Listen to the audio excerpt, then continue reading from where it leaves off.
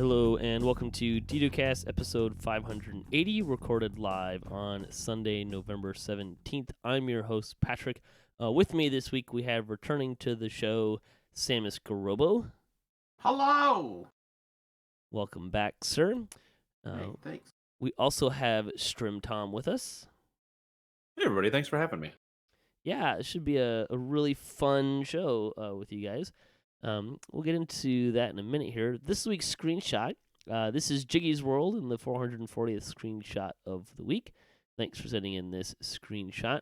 That's kind of a nice little color overlay going on there. I was kind of trying to figure out if there was some sort of like the shadow walk with light gamma or something going on, but to get that nice purple haze over it, I'm not really sure. It's a nice look though. We like to talk about Dungeons & Dragons online nearly every weekend. You can catch us through Twitch, YouTube, the DDO forums, iTunes, or from our website, DDOCast.com. DDOCast is hosted by CyberAirs, the awesome podcast hosting network, and shows are usually available within a few days of recording. The next show will probably be next weekend, and you can stay updated by following us on our social media pages or our website, DDOCast.com, with our calendar. On the podcast this week, we get to talk about some game news. We had Update 44, Keep on the Borderlands, dropped this week. So we'll talk a little bit about that. Full disclosure, I haven't actually even stepped foot in Keep on the Borderlands yet, unfortunately, but we'll talk about some other stuff in there with some updates in Hardcore League. The main topic today is, and particularly why we've got these two guys here, Strimtom and Sam, is we're going to do a Post Mortem on Hardcore League and kind of wrap that up. That ended Friday, so we'll talk about what our experience was and kind of what all that looked like, and just kind of our general thoughts now that it's concluded on all that stuff. So that should be a lot of fun. Before we get there, hey, let's talk about game news because we, like I said, we had Update 44 drop. There's also some more details about what they're calling the after party for Hardcore League. So this is how the whole thing is going to kind of wrap up. The worlds are already down. They're getting all the information they need to do the final standings for leaderboards, other rewards, all that kind of fun stuff. They are going to be reopening the hardcore server in December. Further timing is still to be announced. This will be for people to do whatever work they want to do in the game world and to use the free character transfer feature to move characters off of the hardcore server to whatever server you want to go to. Players can expect that once time has passed for them to transfer their characters off of the server, there will be a full wipe of the server database. This means no guilds, no astral shard balances, no characters, all that kind of fun stuff. There will be a mechanism for people who are in the Land of the Lost to get out of the Land of the Lost. So they will allow you to get out and do that. So if you have a TR cache or something like that, you should be able to get all that stuff out. Just a reminder, things that aren't going to transfer with you, your pets aren't going to transfer with you. So if you used pets on the hardcore server, condolences. They maybe go have a burial ceremony for them or something like that. Astral shards are not going to go with you, so make sure you spend all of those. The easiest way to do that is just roll some daily dice. Let's see, what's the guilds aren't going to go. Your shared bank, your shared crafting storage, TR caches, none of that transfers. Character bank and character inventory does transfer. Any other things that we should mention for people to make sure that they kind of are aware of what does and doesn't transfer? I mean, I think it's important to go through potentially the crafting storage, because I think a lot of people, you just kind of pick up collectibles as you go along. So if there's any areas that you don't normally play in where there might be extra things, or like big collectibles like the dragon shard fragments that allow you to get like XP potions and stuff that you might just pick up along the way, make sure you grab that stuff. Yep. I mean, I know for myself, I farmed out, I don't know, probably like Sharn for 2.5 weeks straight, just trying to get items to drop. And so I have all of the Sharn mats. I can probably craft like 7 stats on items once I bring them to the regular server for free. So I'm going to make sure I don't forget to do that. Yeah. I mean, the easy answer would be to like grab everything, right? Take it with you. Yeah, grab everything and then sort it out on the other side. I think you're still going to be able to make new characters, even. So yeah, even if you have to make I believe you can, yeah. Even if you have to make alts to like empty things and bring stuff over, I mean, I cannot tell you how many characters on the hardcore server. It's like Sam's daggers, Sam's belt, Sam.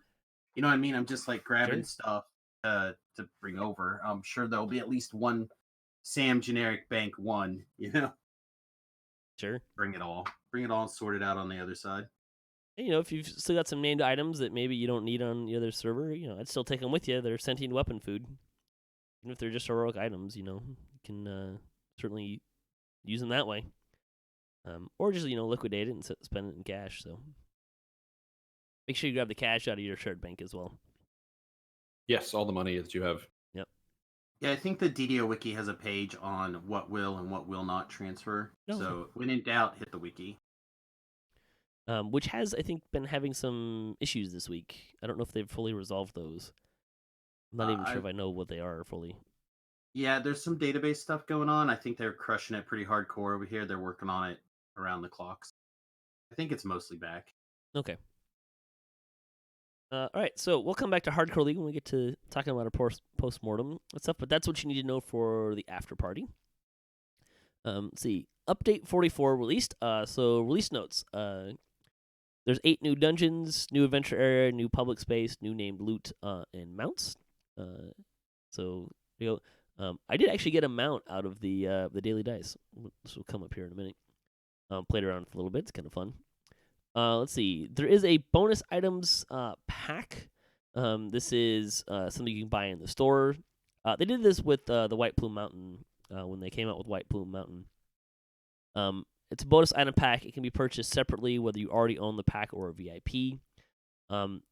Note that it does not give you the adventure pack. It will not let you play the content. It's just items. So what do you get from that, you might want to know? Well, you get a Borderlands Warrior cosmetic set, which includes a helm, a cloak, a longsword, a shield, and an armor. It includes a small Wondrous Mount bag and a Steed of the Borderlands. So the mount bag, you can put mounts in it. Kind of store them that way. All of the items will be delivered to each character on your account in a bundle. The cosmetics and the mount are all bound to account, while the bag is bound to character. In case you're wondering there. Mounts. Actually, should we talk about the bonus items? The mount bag is kind of popular. I think this thing costs like 2,500 points. So it's 29 or it's like 29.95 or something. Okay. It's basically 3,000 points for the bonus items. Mm-hmm.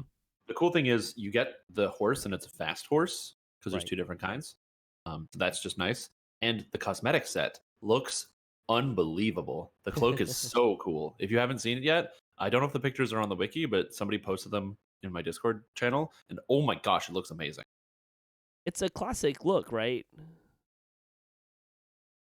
Yeah, it's like it's kind of like an old like warlord style outfit where you got like a big helm. The cloak's got a fight scene on it. Like it's pretty cool. I like it a lot.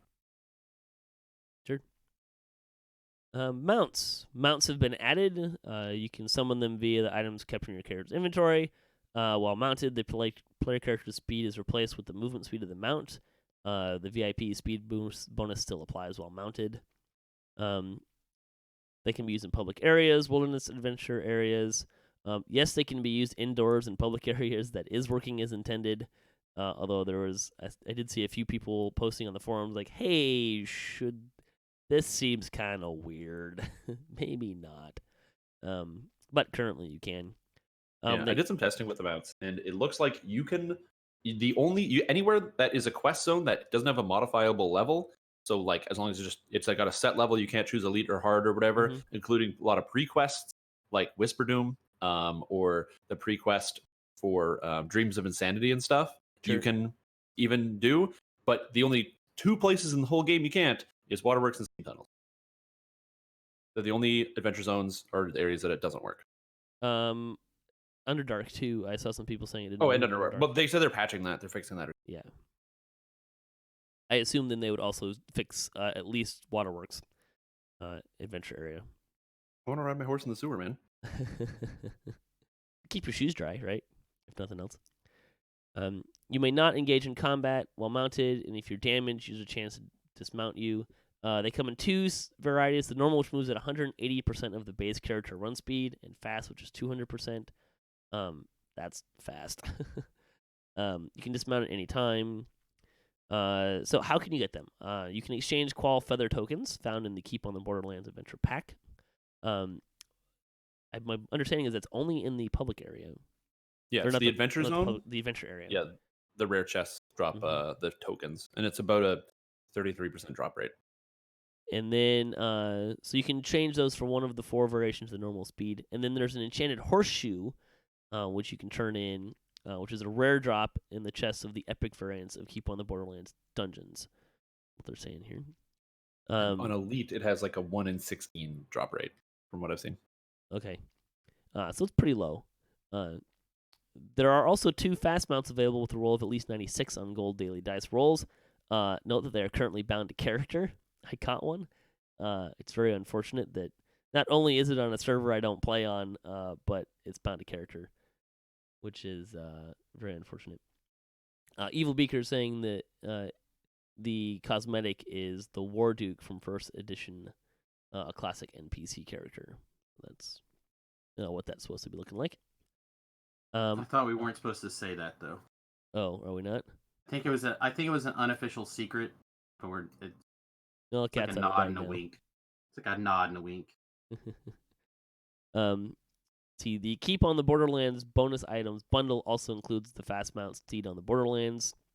So there you go. Those are the ways you can currently get a mount. Let's see. Other stuff. Monk's Touch of Despair should be more reliable. The debuff. Let's see.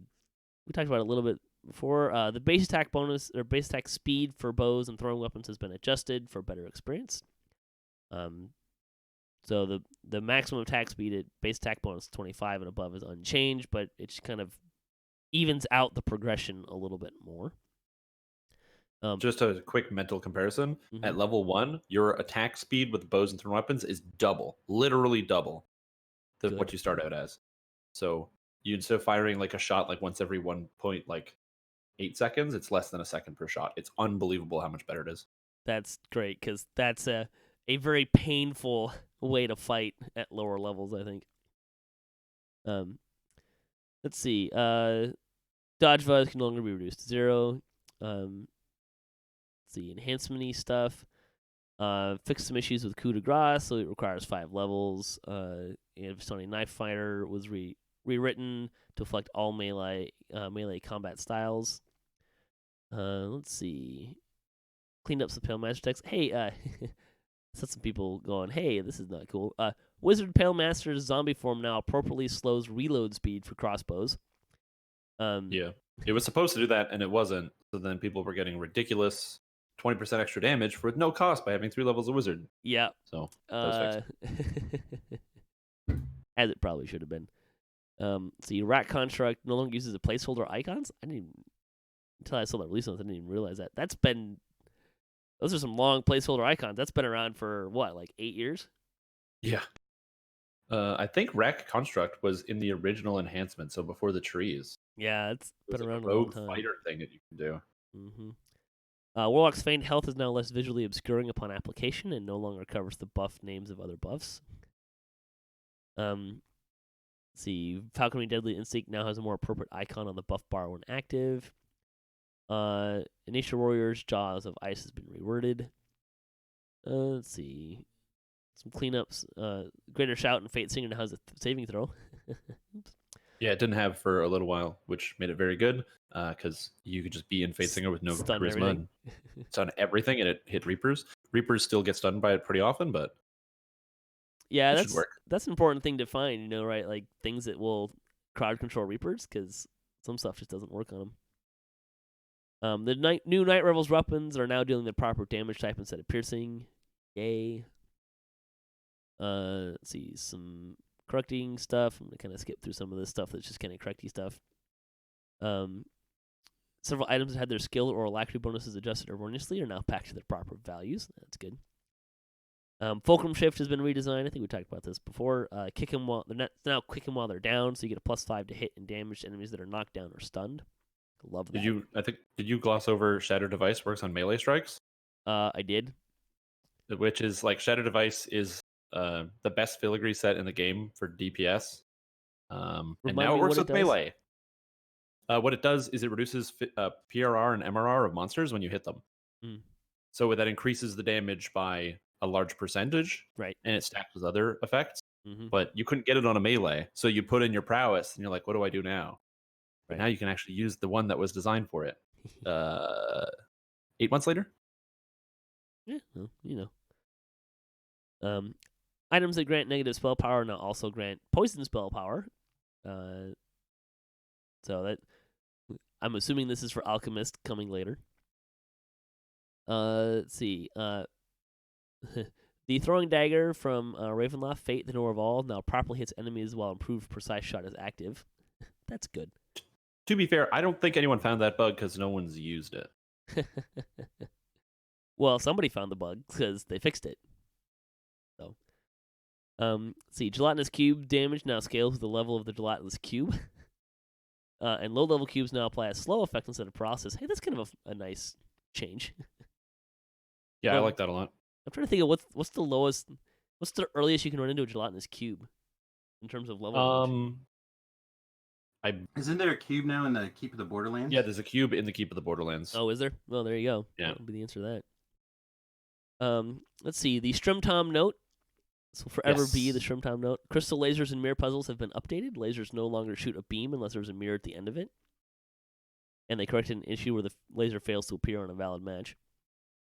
So I like the fact that they fixed that, the laser failing to appear, but also I am also honored to be in a patch note entirely because of me killing a level 20, I think it was 24 player on hardcore with the laser in Thunderhome. Is that somebody that you knew? Well, we leveled together the whole way through. Okay. He quit after that. That seems fair. Let's see. Some typos were fixed. Price of freedom: the prisoners and crew are less likely to fall off the boat near the end of the quest during the mutiny. That's probably good. And the floating lava rocks change colors and light up when they're about to vanish, helping players time their jumps. That's nice. And in Seals and Amber, the absent-minded Lich will no longer fight alongside adventurers in certain circumstances. I didn't realize you could get him to do that. Yeah, I've never had that happen. I think we talked about this in the Lamani notes. This one still confuses me a little bit. They added new footstep sounds for players to adventuring in gravel-like terrain, and they audited the existing footstep sounds and applied correct sounds to different terrain types. Cool. I guess. Yeah, I don't know if I've ever heard the footsteps in DDO or ever noticed, but I've been playing a lot of Lord of the Rings, and there's a lot of footstep sounds for depending on whether it's like gravel or tile or whatever it is you're walking on. I have a funny feeling that they would have imported some of that same tech. Let's see. Thunderstroke no longer goes through spell absorption. That's really nice for if you're running Project Nemesis. Yes. Screw you, Zulkus. Yeah. Run the Soul no longer puts Thunderstroke on cooldown. Add mixture spells now except the Accelerate spell meta magic. The Accelerate spell meta magic is not trainable at this time. Cool. Evard's Black Tentacles can now be cast targeting a foe. And there was much rejoicing. Yeah, I'm going to say that's actually pretty huge, I think. Yeah, for sure. Let's see. The new plus side tab off the stats, the character sheet menu now displays a whole bunch of statistics that I'm not going to list through. Although the one that I found kind of interesting that they didn't really list, there's at the bottom of that, there's an effective hit points, which is supposed to be, it's calculated somehow from your PRR and other defenses, I think, and kind of extrapolates how much hit points you effectively have. So I'm curious what the highest number on that's going to be that people can get. I think my guild leader had like 2 million or 3 million or something. Wow, that's impressively high.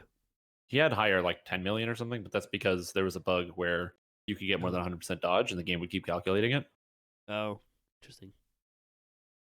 So it does calculate dodge too. That's interesting. It calculates all your defenses, all your avoidances, your percentages, physical, magical resistance rating. It's pretty thorough. The problem with the only issue with the effective health is it still doesn't tell you how fast you're going to die to ruin. I mean, you just die. Yeah, you just die. I have 3 million effective health. One shot. Yeah, that can happen. Let's see. The open group listing for class now properly includes warlocks, and no longer includes epic levels as per its class designation. Member list in the guild panel properly displays the proper class icons if you have 3 classes and epic levels on a character. It's nice. Same with friends list. Now shows the correct class icons and character levels for a character with past lives. So update on a per character basis when you next log in. If you didn't know, friends list was just totally calculate everything from previous lives and everything, and it was a little nuts. So, let's see. Friends list now displays class information for warlocks. Some scaling improvement, UI scaling improvements were made to that. Let's see. Anything else here? Shortcut bars for active abilities that have a hit point or key cost are now properly grayed out based on current values. That's kind of nice. You have something you want to talk about, Samus? Oh, I was just going to say, don't skip this combat log telling you how you died is red.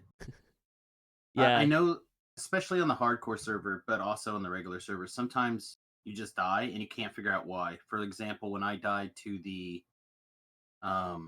strength damage and the taint of shadow, it took me probably half an hour going through my log to try to figure out what that was. Sure. And how to prevent it in the future.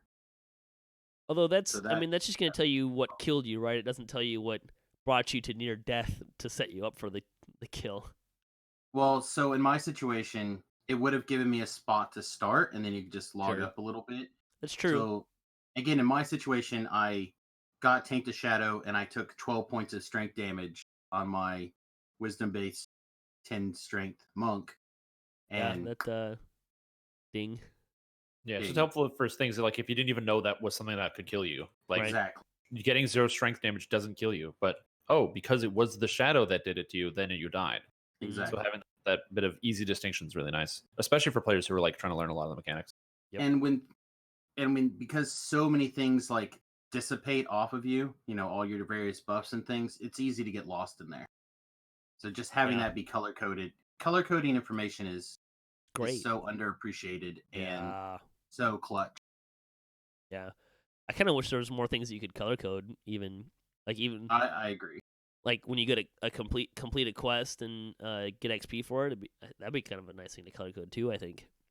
Well, the regular XP, the Reaper XP, like me, I like to look at those things and just like compare. It would be nice if there was also an easy way to look at time and quest besides going into an accurate one would be really nice. Sure. Let's see, the quest panel, the Adventure Compendium now displays heroic quest level and epic quest level in separate columns and allows sorting by epic quest level. Thank you. Very nice. It's very nice. Yeah. The quest panel also now defaults to sorting by heroic quest level and remembers your most recent sort order. That is the big part. I cannot tell you how many times it's like, all right, well, let's start figuring out what we're going to do next as we recall out of the quest. And then it starts all over again. And you're like, all right, well, let's double recall. Let's see if we can figure it out now. Race to the recall. Yep. That's huge. Let's see. Social UI now has small icons for the iconic races. And spell power tooltip on the character sheet now includes for poison and universal types. Great. That's helpful. Let's see. And then there was a hotfix this week. So things that they fixed. Fate Singer's Primal Hymn now properly adjusts bow and throw attack speed instead of all range attack speed. Oops. They updated some animations and visual polish on mounts. And Keep on the Borderlands will now send... Cregan the Gatekeeper will now send players to Keep on the Borderlands regardless of character level. I believe that's the guy that's in the Hall of Heroes. He was very picky about who he would send. Like, you couldn't go if you were like level 8 to 20 or something like that? No, it's if it's unless you're epic. Oh, okay. So if you're level 1, 2, or 3, you have to go to Korthos to go through instead of the Hall of Heroes, which can be just inconvenient if you are doing your regular TR run around. You gotta empty out the cache and go to the ship and do all the crap you do when you just TR a character. Yep. And then you're somewhere in the marketplace. You're like, well, I should just go through the Hall of Heroes, but no, let's go to Korthos. I'm glad they fixed that. I almost kind of wish there was a teleport option to Korthos just for the rare times that you want to go there. Fire beetles are a little bit smaller. Sitting bears can now be damaged. They corrected an issue in the quest Watch Your Step and then reopened that quest, which they had to close. If you haven't played Keep on the Borderlands and seen the fire beetles, they look super cool. It's the coolest monster we've gotten in a while. Nice. Looking forward to that. Let's see. Fix some animation stuff as well. And then there is still a bug. So you can end up in an infinite load screen loop with Keep on the Borderlands. So they wrote in and said there's likely one of two things occurred. The first possible cause is the new data files for the region were corrupted during download. So to fix that, open the launcher, click the downloads arrow button on the left of the minimize button, select options, and click repair, and wait for that to finish. Also, there are reports of third-party launchers, i.e. anything but the official DDO launcher provided by SSG, which I didn't actually know there were third-party launchers. We're not properly downloading the new DAT files, and you may not have them. So the solution they offer is to open the official DDO launcher and wait for it to download the new files. And they're also looking for feedback to see if that kind of fixes the problem for folks. So there you go. Let's see. Bonus days for the week. You can get double daily dice XP now through November 17th. So through today. It's always kind of a fun one. And then the sales for the week, Hack and Stash through November 21st. So you get 25% off of Slayer Boost, Loot Boost, and Treasure Hunter Elixirs and select shared storage. And you can also get a free Sentience Toolkit with a coupon code SentientKit through November 21st. Hey, make sure you get that. That's a really nice one. And then that will bring us to community news. So the 359th Chronicle, they reminded everyone on the Chronicle that Hardcore League ended a couple days ago. There you go. And I know, like, Samus, you just got your bonus in under the wire, right? I did. I'm sure we'll talk about it in more details, but yeah, my deadline was 6:30 my time because I had to go to work. I run Magic tournaments, so I had to go to work. Yeah. And I think I finished my 5,000 at 5:04. Holy crap. Let's see. Strimtom's Acid Arrow Archer has returned, so you can learn about that. I'm assuming you updated that? No, it's basically that a lot of people really like the Acid Arrow build, and they think it's cool, and they ask me all the time, like, hey, Strimtom, I want to play this in endgame. I really want to play this in endgame. What do you have an endgame build list? And my answer is don't play this build in endgame. It's completely designed for new players who have no experience to learn the game and learn the rules. There are lots of better bow builds on the forums than my build, and so I decided I wanted to revisit the build, but turn it into something that was actually endgame worthy, which has zero ranger. It's actually a wizard. And so I wanted to just kind of give people, if they want a bow alternative, this is what you should do instead. And so that's kind of what we're looking at there. Okay. I'm glad that Strimtom is coming around to wizards are the best. Took a long time. Druid's Fire has a look at the new Borderlands outfit. So if you want to kind of look at that, you can get the pictures there. Go ahead and finish your thought, Strimtom. I was just going to say, I have, since the wizard revamp where they changed up all the spells and stuff, and also since Spellmaster, I think probably half of my lives have been wizard. Yeah. The guild for the week, the Iron Phoenix Legion, is an Orion-based guild looking for active players interested in a community-driven experience with an easygoing attitude and a pay-it-forward shared loot program. You can find them on Facebook and on the forums. The comment, who has the easier job, a general vendor or an NPC, and why? Aren't general vendors an NPC? They are. Those are probably different. They're probably subcategories. These are special NPCs. Yeah. Well, an NPC has to have the easiest job. General vendor has to have a jillion items that they carry around with them to the middle of nowhere in all these random places, and they sell everything. And then also people buy from them all the time. They're the busiest vendors in all of Stormreach. That cannot be an easy job. I don't know, if you get to be a general vendor in some out of the way place like Reaver's Refuge. I guess they're still the only one that people are visiting. Yeah. I think the difference is that we don't know what exactly the NPCs are doing. So they may be working in coal mines or something 27 hours a day that we just don't know about. And then they just happen to as we run through Stormreach, they're like, man, I'm really tired. We'll never know. I don't know. I feel like I would get bored as an NPC waiting for someone to come up and talk to me, as opposed to general vendor. You're getting some action, and people just kind of show up, dump a bunch of stuff in your lap, and like, give me money. I mean, have you ever watched any of the Epic NPC Man videos? No. I feel like the NPC lives are great. You should definitely Google those. They're out of a little group out of Australia, I believe, and they'll do stuff like, someone will come up with turning it in reward, and he'll be like, "I have carefully crafted, or this heirloom has been in my family for hundreds of years, and and as my appreciation, I will give it to you." And then another person walks up, and then he is like forced to give the same speech while the person's standing there looking at them. Yeah, it's really they're very funny. Epic NPC Man. Let's see, fan site news. We got a shout out for Ask the Devs last week with Torque, Coco, Majobo, and Cordovan. So it was fun to have them on the show and talk about how Hardcore League came about and how they implemented that and kind of their experiences from their side. Another shout out to Strimtom shooting someone with a laser. Thank you. The video that is going to go down in it's our Leroy Jenkins right now. Yeah, it's.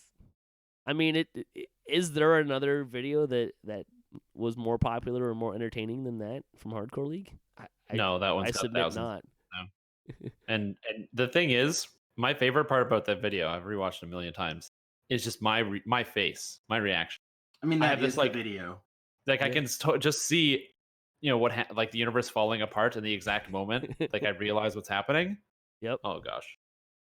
The first time I watched it, I actually thought it was buffering because you didn't move for a couple seconds.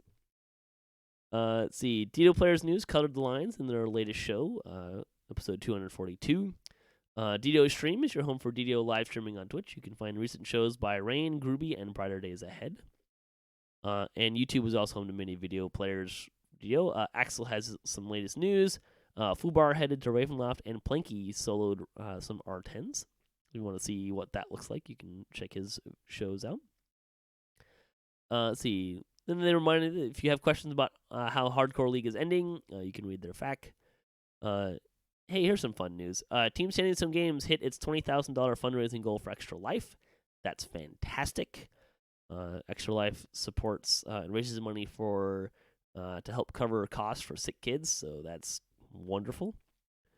And then Cordovan also had a spoiler light look at the Keeper in the Borderlands, which of course is out now. So, spoiler away, I suppose. There you go. D&D Night on DDO Stream tonight should be on the Edge of Evil. Kind of switch some weeks around, so you want to check that out. Every Sunday night, 7 p.m. Eastern on twitch.tv/DDO Stream. And let's see. DDOCast Splat is currently forging ahead without me for a couple weeks. Just schedule-y stuff, reasons, and things like that. So that may or may not be playing Wednesdays, 5:30 p.m. Pacific time. That static group. But you won't see me on it for a little bit. There we go. General gaming news. If you're interested, Standing Some Games is looking for 2 content designers. I think it was content designers for to work on Lotro. So if you're interested in working for SSG, there's an opportunity there as well. All right. I think that means, hey, let's talk about Hardcore League some more. So we wanted to do a Post Mortem because, one, doing a Post Mortem for a essentially permadeath server just makes so much sense and is so much fun to kind of do and play with the pun there.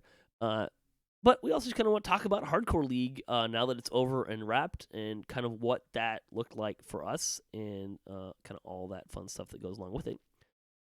So I think just the place to start, generically, like, how was the Hardcore League experience for you guys? Well, for me, I think the Hardcore League, I've said this before, I think it has probably been the best addition to the game for me personally since Reaper mode. Because it just fundamentally changed how you think about the game. When it came out, or when you play the game for like a zillion years, like I've played since the beta. So when Reaper mode came out, it's like, cool, here's a game mode that's like the regular game, but it just changes everything. And then hardcore did it all again, where it's like the regular game, except there's such a major consequence for you dying, so you have to rethink everything you know about the game, double triple check everything, and it just added a lot of excitement that I kind of needed at that time. So I agree with everything Strimtom just said there, but from another point of view, both Strimtom and I stream DDO for our job, as well as other games. But so for me, I approached it from a point of view of new and interesting way to take a look at the content I'm putting out there. There's only so many different TR builds that I can run through. There's only so many different times you can tackle the in-game quests, et cetera, et cetera. So having this new and exciting way that added a new level of consequence and excitement for the people to interact with the chat as we're twitching and stuff like that. To me, that hit the excitement level. There was a real cost to dying, and it wasn't a cost that I was self-imposing or anything weird. It was something that was visceral, and the game was like, no, you have to do this. So I think for that reason, it was really beneficial for me. A lot of my stream numbers were going up when people realized that I was doing pretty much nothing but hardcore League. My numbers, I was playing like suicidal characters. I was playing characters that I don't normally play. I think the guy I finally got my 5,000 favor on was a bard, which people who watch my stream is not something I tend to go to, even though it's a very powerful class. I'm basically the wizard guy. I've been the wizard guy for basically the history of Dungeons and Dragons Online. So I had to move out of my comfort zone in a lot of ways to get things done. And I think that was reflected in, for me, the stuff I'm taking away from the hardcore league most. Oh, for sure. I think that you're absolutely right in that it kind of invigorated people's interest and desire to like watch a lot of the content. Because when you watch somebody like show off a cool or new build or do something exciting, it's fine and people stick around for like personality and stuff. But when the new raid comes out and there's somebody streaming the new raid, you want to see the new content. And when there's hardcore league, you're there for that excitement and what happens when that person dies. I mean, the first death that I had maybe like 50 viewers at the time. I died. It goes across the stream, like the screen, Strimtom has died. And then all of a sudden I jumped up to 100 because everyone's tuning in to find out, like, oh my God, what just happened? Where's the video? I got to see what's going on. And I think that just the excitement around Hardcore League is just good for DDO content creation. People posting more YouTube videos. Hopefully people will be getting more interested in posting like build guides and other things as to be successful. It's definitely upped the engagement a lot, or at least on the surface from what it looks like to us. Right, exactly. I think that it's definitely a good excuse for people to go out there. Having that so-and-so has died, like Strimtom said, it was basically like free advertising. I even joked for a while that I was going to build a team of people to like all jump off a cliff together. So it would come across like now streaming twitch.tv/Samius Gurobo. So people would see, because that was the best advertising that you could possibly have in that moment. You had so much interaction after you died, especially when the level popped up, like a level 15 or level 19. You're like, oh, and then you instantly went to the stream to see what was going on. Yeah, especially where 100 Tales came in. Especially since I got I was kind of really early on the 5K favor when I reached mine. So I had kind of a greater understanding of what that road looked like than most people at the time, just because I had done it. I had finished, like, because when you talked about getting outside your comfort zone, right? Like that 5K favor road, if you didn't go in, if you did go into epics, but especially if you didn't go into epics, right? Like I think I counted like how many quests I hadn't completed. And it was like 20 something, including quests that had just come out with the Soul Splitter pack, right? Just to get that 5,000 favor. So that understanding of you'd see that level 19 has died, and I had such a greater understanding of at that point what that meant, right? Like that was someone going after 5,000 favor, and they were probably pretty close. Although you did spend a lot of time at level 19 in heroics. You did. You spent a lot of time. But like So, knowing that like you're so close there, right? And then ding. so to color how much more fun I was having on the hardcore server than I was the regular server, the only times my first experiences and some of the quest chains I only did for the first time was on the hardcore. Mm-hmm. So like the Soul Reaver, is that what it was Soul called? Splitter. Soul Splitter. Mm-hmm. I've never experienced before except on the hardcore server. I did it once and on Elite. Like those are the only time I've done those quests. Mm-hmm. I didn't have a choice, which I'm sure we'll get into in a little bit. I didn't have a choice. So I literally did those the first time.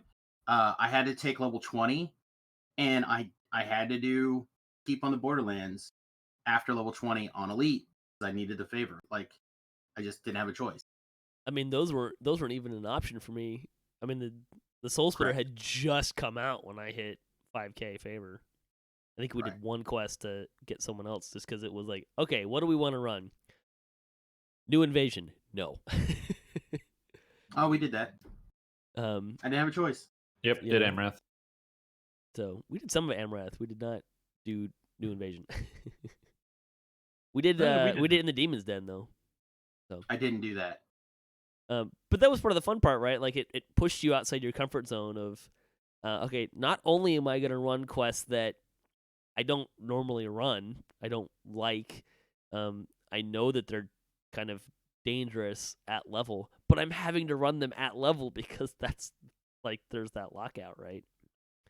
So and I think one of my viewers, I think that that push to get you outside of your comfort zone really was kind of invigorating, compounding with the whole idea that you have one life to live, and if you slip or you mess up and you're dead, you start over. Right. So one of my viewers specifically got into a situation. He's like, that's the whole point of the server, is to get you to run the content that you don't run, that you don't frequent, that you don't know. And it's to reinvigorate you to the possibilities of the rest of the game. So I am primarily a 1 to 20. Sometimes I do some level 20 stuff to re-up on my Heart of my Heart of Wood so I can re-level again. Because I'm still chasing my my triple racial whatever, right? So I'm still finishing that off on my main character, and therefore I have a pretty reasonable window of the path I take to 20. Every once in a while I'm like, all right, I'm bored, let's break off and do something, different that I haven't done. But for the most part, my 1 to 20 path on my triple completionist is pretty much set in stone. And I was like, again, in the situation I found myself in, I was like, okay, well, I have to do Wailing Prison. I dislike Wailing Prison. I dislike it a lot. And I think I have actually seen the end boss in what's the final capstone quest in Wailing Prison? Through Mirror Darkly. Yeah. I have literally completed that quest now twice where I have seen the boss. Once on the hardcore server soloing it by myself, and once with the rest of my guildies. Because I disliked it so much. So like to me, this pushing you not just out of like your build comfort or making choices that are different, making choices for survivability as opposed to choices for just raw DPS.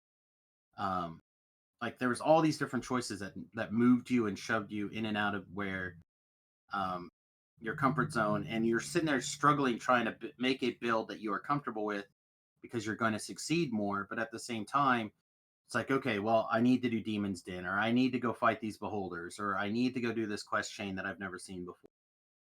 Yeah, something that build that you're really comfortable with, and you get later into that process, and it's like, I'm really comfortable with this build. Not in that quest, I'm not.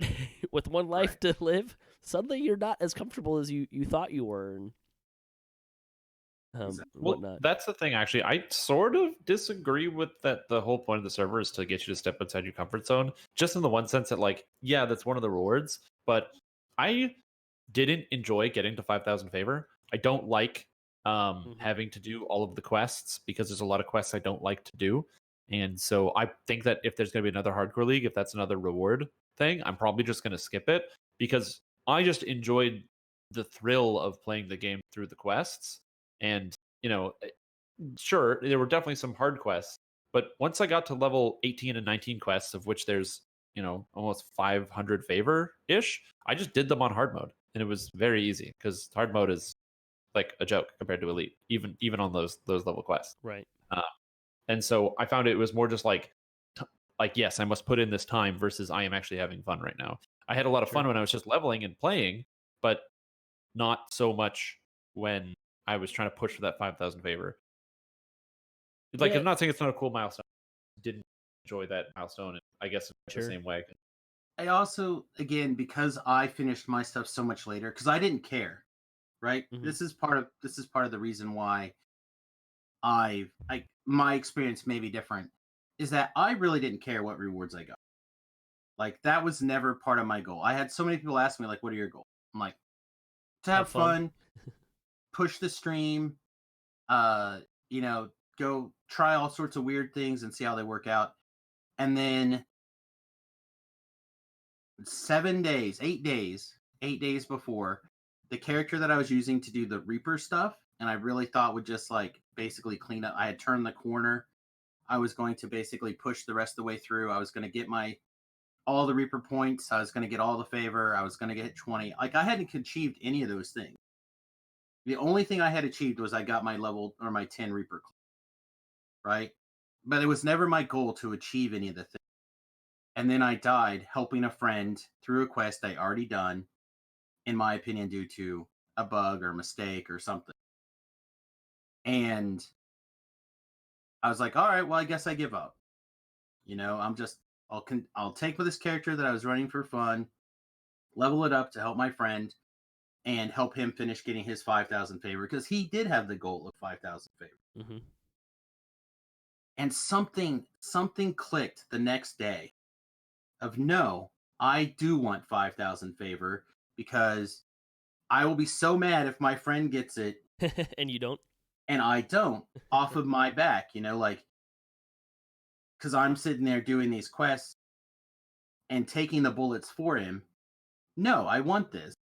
So I rolled up a new character and I tore through stuff, soloed or found groups to tag along with me. Like, it was the first time I really thrown up LFMs. That's something that's different for me as well. Sure. Is I usually don't throw up LFMs. I usually just solo everything. Because I can't control what people say on the stream. But I found that in the grouping on the hardcore league, people were pretty much well behaved and polite. So I felt that to be a real advantage of the hardcore league compared to live servers. So that character was just, I was tearing through stuff and I ended up taking a disintegrate and dying. That can happen. And I was like, oh, this is it. This is the end. Like, there's no way. I don't have enough time. I died on Tuesday or on Monday. Like, I don't have time from Tuesday to Friday to remake a new character and get to 5,000 favor. I just don't have the time. And then I got up on Tuesday morning and I was like, no, let's do the math. And I took that character that I had skipped 2 levels worth of quests on to continue helping my friend on his path, and went, okay, even though I skipped those 2 quests, how much favor did I lose? I lost 300 favor. All right, what quest can I do to make it up? Where can I go? And I just threw it at the wall. I put everything I had into it, because at that last minute hurdle, I decided I wanted it. And then you take that last minute hurdle of I want it, and you put on the stack that if you make that mistake, you die. And you take and you're like, all right, now I also have to get pushed out of my comfort zones for quests. And so much, I was sitting there, my legs were involuntarily shaking, I discovered throughout the stream. My whole heart went into that character the last week. And I continuously said the highs were high and the lows were low.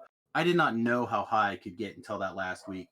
And then on Friday, when I'm like, okay, I need 210 favor. Keep of the Borderland is going to be 48 of it. I have to do the Beholder quest. I have to do Delirium and Acute Delirium. solo because I can't find anyone else who wants to do these quests with me, but I have to get the favor. So I had to do them. Like, all this stuff came together, and it was just this intense pressure and excitement. The adrenaline was running the entire time, and I was just like, bam.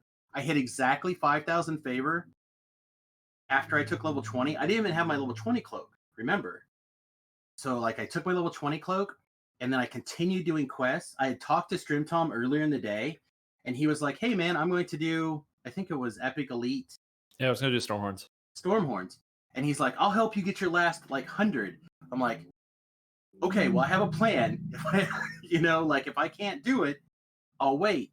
And then I got to 20, and I was like, okay, all I have to do is solo, if I have to, the chain 1 on hard, and, like, summon chain 2 on hard. And, like, I had the plan figured out, and instead a group popped up right at that moment of people I had been playing with all day to do chain 1. Bam! Like, it was just like this huge crash of relief and excitement all at one time, and with this massive payoff that I had never had in DDO before. And it's just like, that experience combined with the fact that you're pushed out of your comfort zone, like, all these things hyped your emotions, or at least mine, again, because I was up against the wire, hyped things up in such a way that I don't think a lot of other people had, except for those of us who were scrambling at the end. Sure. Well, I mean, that's a fantastic story, and honestly, that's the kind of stories that I think Stance No Games was trying to make with the whole idea behind Hardcore League, coming down to the wire, and even if it's like you beat a quest by the skin of your teeth because you almost died, but you finished off the boss, that sort of thing. For me, my accomplishment was more of the 5,000, or sorry, not 5,000, 400,000 Reaper points, Reaper XP to get the 20 points. Very impressive. And for me, sort of similar, as we got closer and closer, I kept getting more and more excited. And then I remember like feeling almost like faint when it actually happened. But the best part about it is that because we were trying to do it on epics, we decided that would be the best way to go, get to level 30, get geared, and then start going. Even though we were running quests on like Reaper 3 at level 30, we're all first life characters. You know, sometimes stuff happens. Sometimes you get crit by a bad champ. And there were a lot of situations where, you know, we almost died as a whole group. I actually have a clip where somebody didn't realize in House of Pain that there's a collectible that if you go for it spawns a bunch of guys. But we were already running away from the assassins that are in the downstairs in House of Pain. So the assassins jump on us, then the bunch of guys, and we all get separated, and there's a bunch of champs and a bunch of reapers. And we almost lost 2 people right there because like literally people health were under like 40 out of like 2,000. It was so sketchy. But when you come back and you pick it back up, it was amazing. And getting through that, you know, for me, it was the challenge was in the consistency. Are you able to, as a player, sit there and do it again and again and not die and stay alive doing hard content? And when the answer was yes, it felt like super triumphant, and it was kind of amazing. I don't really like the Reaper pet because I don't like I'm not a big blood aesthetic kind of guy. But I have it, so yay. I like what Samus said, like the highs were really high and the lows were really low. That tracks pretty well for me too. When you died, like I even did a video that it's up on my YouTube channel, or it will be if I haven't got it posted yet. But I went through some of the deaths that stood out to me, like the top 10 deaths that stood out to me, and less than half of those are mine. They're the other people's deaths. The deaths that I'm trying to figure out what I could have done different to save them, or what I could have done more, or what I could have done different. And those lows for me, with the exception of the favor rerunner at the last week, right? With the exception of that, those were my lowest lows. And I was just, I mean, I imagine Strimtom knows what I'm talking about, not to throw Strimtom under the bus again with the laser, but I imagine he knows what I'm talking about, where it's like, oh my God, I made this mistake and now you're paying the consequence. And it was crushing. I mean, again, the lows are just so much lower than anything else you've ever had. Yeah, when you kill somebody else from your own mistake, that hurts a little bit more. one of the things that I think that I really kind of want to highlight too, and I saw someone mention this in the chat, is like the melting pot effect was a lot of fun for me. And I that was huge. made a couple new friends. One of whom I found someone that has a similar schedule and play goals for me outside of Hardcore League. So, I have a TR partner now, which has been making that process a lot less painful than it has been for me in the past. But like getting to play with players that you don't normally play with and meet new people, especially like I don't know what your experience was with this kind of at the end, but like in the beginning, trying to hunt that 5,000 favor. This is kind of back when people really weren't going into epics yet. People weren't really ready to try that, and people were kind of leery of going into epics. So you kind of kept running into the same couple of people over and over and over again. And then it kind of gave you a log on, like, all right, I need this favor. Are these people on? Right? Like you start looking for those same names to try to help get you there and work on those common goals. And having that goal of 5,000 favor and the Reaper points, right? Like it kind of helped push people towards the same kind of content and whatnot and regrouping. And I found that to be a lot of fun. Absolutely. Like one of my favorite parts is the fact that since everyone's just playing on like the same server, I had the opportunity to play with people that watch the stream and are like watch it every day, but then we can't play together because they play on Orion or they play on Thalanis or whatever server it is. And then all of a sudden it's like, hey, by the way, we're all, I want to join your group, and we all started all playing together. So it was like right at the end there, I think our end party had like 5 people and from 3 different servers, as we're all like trying to bring back the Blood Reaper to our own server. Right. And I don't know, it was a really cool experience being able to just play with people that you've maybe seen on like the DDO Discord or like talked to in other places, but you never know them, and now you do. Yeah, I will agree that was very awesome to have those kind of experiences. On the other hand, because I think one of us needs to take the contrary side of everything. On the other hand, I was joining some groups, and the amount of misinformation or just like random no was so strong. Like things that I didn't understand how. I guess as a longtime player, these things like myths and misinformation has been dispelled out. But a lot of these things are still live and well with a lot of the culture and a lot of the people. And I just didn't. I guess I didn't get it, like how much misinformation was out there about just like the weirdest and random things, like how you get loot or, oh yeah, name loot doesn't ransack out of a chest. What? I'm like, what are you talking about? Like, oh yeah, man, like that's just how it is. And I'm just like, no, name loot 100% ransacks out of chest. He's like, no, it doesn't. No, it doesn't. Shut up. And I'm like, all right, well, you guys have fun on this quest now. Let me know if you get that that item on your 100th time running the quest.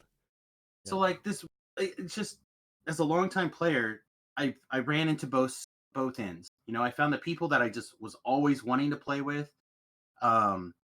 like Safer Goose and some of the other people I think you'll see high on the Reaper board or on the favor board. And then there's going to be people like, I don't want to say any names for that to watch this show and be upset, but there were names that I clearly started to avoid when I saw them. And there were definitely some names that I ran with that when they flashed across on the screen that they had died, like, yep, that's not surprising. And I had to tell a couple people like, hey, take it easy here, buddy. Let's slow your roll. Let's. And I don't know about you guys, but there were a couple names that would flash across the stream, like sometimes once a day, sometimes twice a day. Sure. Sometimes 3 times. Up. They got and you going. And it was like, I just want to take and make a new character to help them past whatever hurdle they're doing. For me, the real hero of the Hardcore League is Aerosmith. I don't know what level he ended on. I don't know if he kept going the whole time. But Aerosmith, man, if you're out there, if you play on the Solona server, hit me up. I will get you past whatever level is your hiccup, man. Like, you were my unsung hero because I would see your name pop up on that screen time and time again. and I just was like, no, I want to help you, but I never had the guts to like find out what was going on. Yeah, there are a few names that you saw come across the screen more frequently than others, for sure. Yeah, I actually had the opposite problem. I didn't really have too many issues of like playing with like other people. I think there's probably one person I hit on my ignore list because they almost killed the whole party by doing something dumb. And I was Sure. like, okay, no, we're not playing together again. But there was there was actually I had the opposite problem when we started doing Reaper mode. Um, there were people who didn't want to join the group because they felt that I was too risky of a player and I would get them killed, Eh, which I found kind of funny. I don't Yeah. disagree. I just find it funny. So we touched a little bit on. So what did you find that wasn't fun about Hardcore League? 5,000 Deaths due to favorite. bugs. 5,000 favorite. What was yours, Samus? Deaths due to bugs. Yeah. Those were that. If I were to change any one thing about it, it would be there would be like a second life or an appeal or something. So like one of the deaths that I talked about that hurt the most for us was our first batch of characters was in Vaughn 6, and we took down Vala super fast. She didn't even breathe. Yeah. And then a wave of damage came across some people, and then another wave of damage came back and killed one of the guys I was running with. Like 10, 15 seconds after she was dead. Yeah, that hurts a little bit. It was just like that particular night was so disheartening. We almost ended the stream. Like it was just it was like what is like how do you recover from that emotionally? That I think was one of the biggest hurts for me about the server was that clearly should not have happened. I realize it's in the rules that we were going to honor deaths due to bugs, but those deaths were, I think, the ones that hit us the hardest. Well, I mean, it's hard, right? Because I agree that it sucks when you die to bugs or to lag because the game freezes or something. But one of the major issues that I had, or like that I have with the idea of like a second life, is how do you distinguish between what's a bug, what's unfair, who is reviewing this case, getting a second life? Like it pretty much has to be either you die once and it's over, or it doesn't matter. Because the second starts the absolute second you give somebody a second chance, anybody can make any case, even if it's what if you're not live streaming? It's not documented. You the game froze. How does somebody verify that the game froze, right? And I definitely saw some people that like, oh, stupid, like would blame their death on lag, and I'm like, okay, so you're complaining about the fact that you died because of lag. I can see that red dungeon alert symbol in the corner of my screen in the group that I'm running with you, and I can look on my map and extrapolate where you are and how you ran past a whole bunch of mobs. Like, and it's not saying that the game did. I mean, it's not saying that the game didn't lag because you generated 45 mobs and you took the dungeon alert to red alert. Yeah, you could have perfectly had a moment of lag in that window, but that lag was generated by you. Yeah. But I think there's a class of a situation. Maybe it depends on how many witnesses you have or something, where it's verifiable, or the death happened so long after the quest completed. I don't know. I feel like there's a thing in there. The one life to live buff, as I like to call it, I think is what it adds the excitement to it. But at the same time, you're basically you're over punishing for bugs that are outside of our control. And I don't know what the fix is. I'm not smart enough to figure that out yet. But I feel like when they do Hard League, the League 2, and I feel like they need to address this as well as shift up the goals. I mean, like I said, I find it really hard to kind of be on that side with this one because I really don't like the issue that I have is a lot of people would make the assumption that when we were playing in like the high Reaper mode and stuff, or not, I say high Reaper mode, Reaper 3, that we should But it's like that we should, oh, well, if the game lags, what are you supposed to do? Well, the answer is you should make sure your character has some type of built-in cooldown or effect or ability so that when the game lags and freezes out, you're actually still alive. So, yeah, because that's the nature of DDO. Sometimes the game locks up for like 2 seconds or 3 seconds. It's something I wish didn't happen, but it's the nature of the beast. If you don't have like a plan for unexpected things, I mean, that's hardcore League for you. Even if it's like, obviously there's big situations, invisible damage coming out of nowhere that's really unexpected, that kind of sucks. But it's very, very comparable to not seeing a monster because you don't know where it is, and then it hits you with a Soul of Cruelty debuff and you died because you didn't know where it was coming from to get rid of it, and you couldn't stop the debuff and you had no way to heal yourself fast enough. Like it's a very similar scenario, which is something that I died to. I didn't realize a monster was a Soul of Cruelty. It slammed on me, and I got 3 stacks of the 2 debuffs right away. I didn't have a way to heal myself. I didn't know where the monster was, and I was gone. And it's very, very comparable to the situation that your party member ran into, where they obviously it's something invisible. You can't plan around the monster, invisible damage coming in. But if you don't have a way to beat big spikes of damage, you're still going to die in hardcore. Yeah. Well, and I would agree with that situation if the monster was still alive, but the monster that was doing the damage was already dead. Sure. See, that to me is the problem, and I feel like it's specifically in this situation. If there was an appeal process, you're like, Vala died, and then Vala did this much damage. I healed myself, and then it came back and did this much damage again. Like, to me, that's a clear-cut rule. Like, you can look at the timestamps and see what happened. Like, the character log will say, Vala died, the XP was awarded, damage comes through, a heal came through, damage came through again. Like, those are things that I think kind of pull you, that separates from your point, which I do agree with, that you do have to be prepared for lagginess. You do have to, make sure you're in situations that if there's a lag spike, that there's a plan. Like, you don't walk around at 50% health on the hardcore. You don't make sure that your protection from fire dissipates, which is something that actually killed me. I actually fell on some traps in Undermine, and I just had let my fire resist dissipate, and I died by 2 extra points of damage that would have been prevented had I just had my fire protection running or my fire resist running. So like, those deaths are mistakes and are problems, but I feel like there's a class of errors that are beyond just like normal layers of play. And I don't have a good solution. I don't know how you would do it, because again, everybody and their uncle would be like, I died, I'm going to put in an appeal. So exactly. and you can't do that.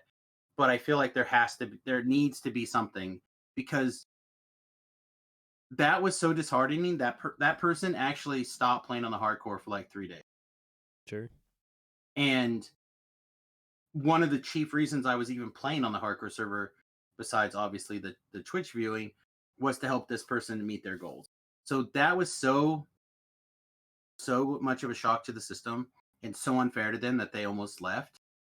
And those kind of things need to have a remedy. Again, I don't know what it is, and I don't know if the devs can find a good solution, but I feel like somebody out there can find something. And maybe the process is 1 time per server. Like, after you die, you can be like, hey man, like, that was definitely a bug. You talk to the guy and he's like, granted, I will bring you back this 1 time or something. You know what I mean? Like, there should be a thing in there. I don't know what it is. I do want to kind of have a section where we'll talk about like what we think should change. Let's try to go back to kind of like what was not fun. I think for me, kind of to leapfrog a little bit off what you're talking about, the whole idea of you've got 1 life to live, that the added adrenaline and stuff, that was really fun. But boy, when you or someone in like your inner circle of people that you're running with dies, that was not fun. Like the almost dying and succeed, that was great, right? You get past that point of like, oh, we made it through that. That was awesome. But when you didn't make it through it, and that one person, like, I'm not talking about the people like the pug that you like. I don't want to say that they were expendable, but you didn't really have the same level of care for them as you do for yourself or like the people that are in your like close circle. When your little tight knit group, like when someone from that group died, that hurt a lot. Absolutely. That's actually what happened. The first 4 deaths that I had, or that happened in my group of that were playing together, it was all me. Mm-hmm. So I had to restart every time, and people were very kind to help me get back up with new characters. However, the next death that happened after that was at level 100, or not 100, level 24. And it was somebody else that died, and it was just like, he had the 5,000 favor, and he was like, oh my god, am I even going to get the Reaper points and all the other stuff? And it was so disheartening too, because it was a completely 100% avoidable death. He kind of just spaced out near shader kai chains and died to chains. Mm-hmm. And it's just it hurts. It's soul crushing, and Yeah. that's definitely one of the worst parts. Is then what do you do? It's like, how do you cash up? How do you get back to where you're supposed to be? Like, what do you do in that situation? Yeah, I only died twice. One because I was texting and driving and ran into a trap, which felt stupid, especially since the rogue that I was running with like just ran through the trap instead of disarming the trap.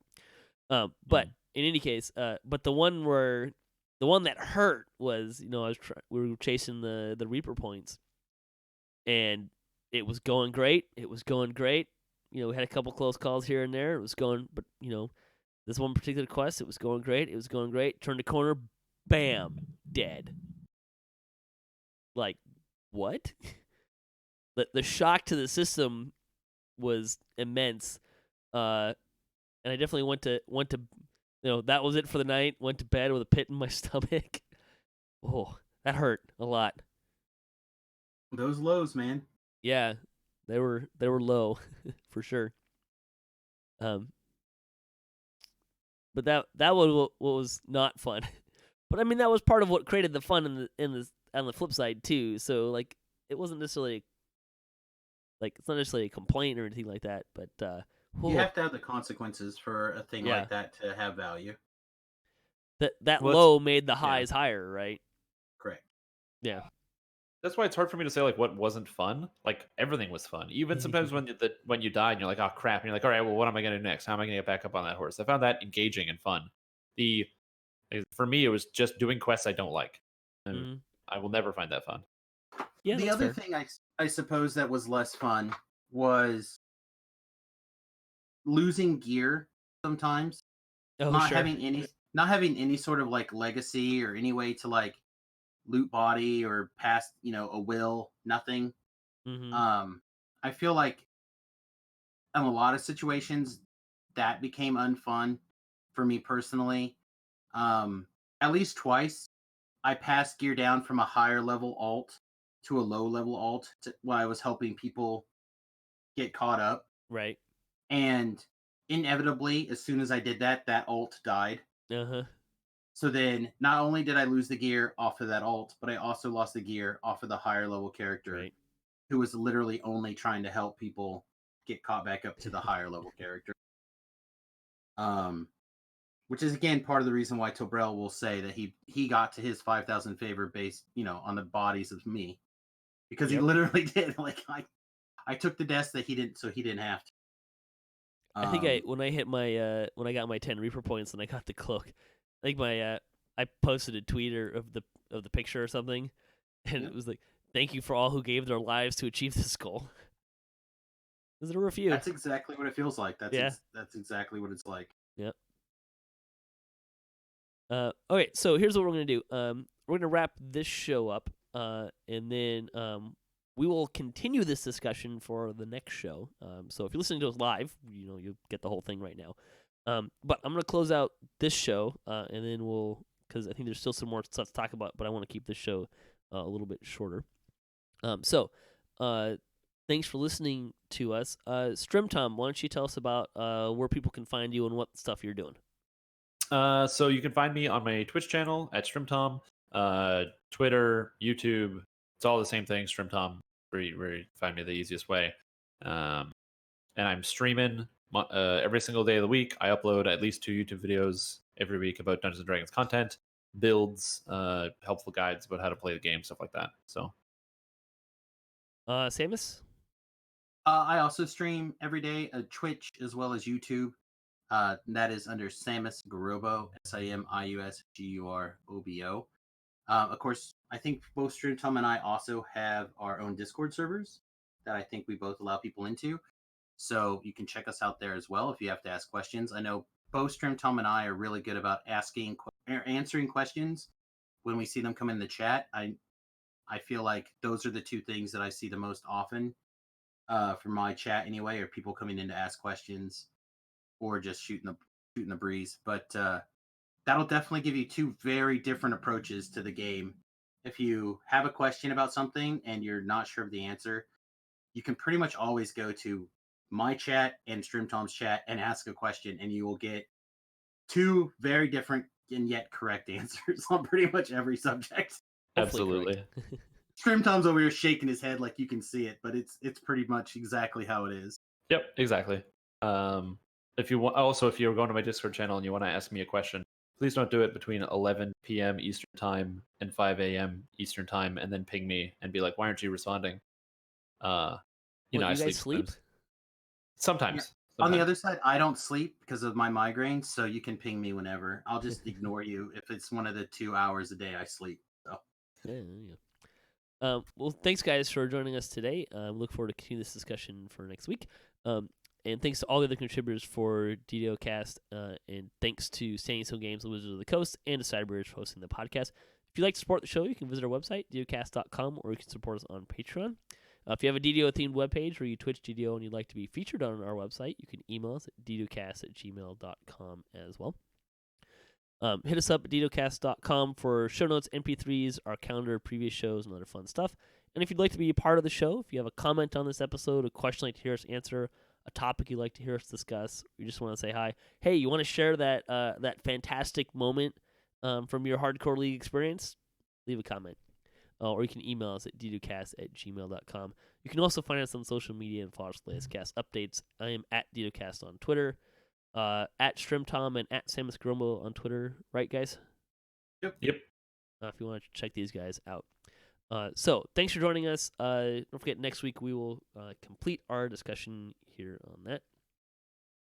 So until next time, may all your attack rolls be crits, all your chest level appropriate, have fun, and don't forget to gather for buffs.